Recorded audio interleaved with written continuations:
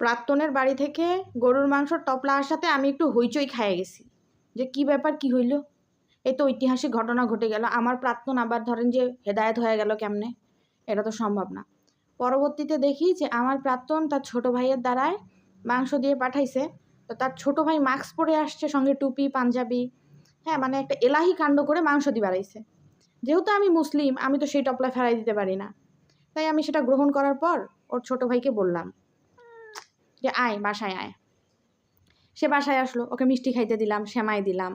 তারপর ও খাওয়া দাওয়ার পর বললো যে আপু আমি তো আসলে নাস্তা করি নাই। তা আমি সঙ্গে সঙ্গে ওকে কিন্তু রুটি বানানো ছিল, আর যেহেতু সকাল সকাল কুরবানির দিন, সেহেতু কিন্তু আমি ওই মুরগির মাংস রান্না করছিলাম, গরুর মাংস তো তখন হয় নাই। তো ভালো কথা, দিলাম, খাইলো। খাওয়া দাওয়ার পর বলতেছে আপু অনেক তো খাওয়া দাওয়া হইলো, একটু বসি নাকি, কিছু মনে যদি না করেন। তাই বললাম হ্যাঁ বসো, ঠিক আছে, কোনো সমস্যা নেই। আমারই প্রাক্তনের ভাই একটা মায়া টান তো কাজই করে। হাজার হোক বহুত দিনের ভালোবাসা, 8 বছর তো আর মুখের কথা না। তো যাই হোক, যেই ভাবা সেই কাজ। ওরে আমি আমার বসার রুমে একটা ছোট খাট আছে, বললাম এখানে রেস্ট করো।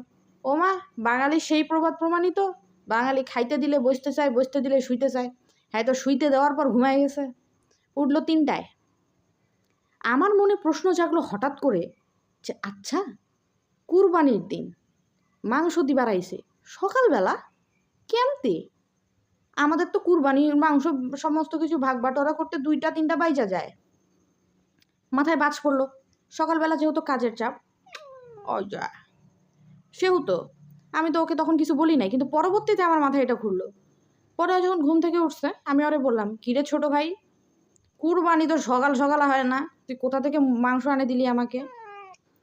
এখন আমাকে বলতেছে যে আপু, মাংস আমি কালকেই কিনে রাখছিলাম আপনার জন্য, ভাবছি বিকেলে তো আর টাইম পাবো না, তাই আপনাকে এখনই দেয়া যায়। তো আমি এই কথা শুই না ওরা জিজ্ঞেস করলাম যে তোর আমার বাড়িতেই মাংস দিয়ে যাওয়ার কি দরকার? তো সকাল সকাল আসলে ভাবছিলাম একটা কথা, তো আপনাকে তো বলবো না। এখন আপনাকে একটা খাম দিয়ে যাচ্ছি, এই খামটা একটু দেখবেন। আমি বললাম কিসের খাম রে?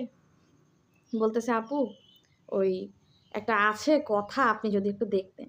ঠিক আছে, ও চলে যাওয়ার পর আমি খামটা খুললাম, অনেকক্ষণ পর খুলছি।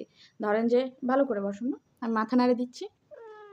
পরে যে খাম খুলে দেখি যে সকালবেলা ঈদের দিন ভাইয়ার সাথে প্রতিজ্ঞা করছিলাম যে আমি যদি আগে আপনার মুখ আসে দেখতে পারি, তাইলে যে কোনোভাবেই ভাইয়া মানে আপনার এক্স আমার সাথে আপনার লাইনটা ক্লিয়ার করে দিবে। সঙ্গে সঙ্গে মাথাটা জ্বলে উঠলো। যেই বেটার জ্বালান পুরানে জীবনটা শেষ হয়ে গেল, তার ছোট ভাই লাইন মারার চেষ্টা করে তার দ্বারা। কেমনটা লাগে? এই গেছে আমার কুরবানি। কি হয়েছে বললো? জানলায় পাখি চলে আইছে।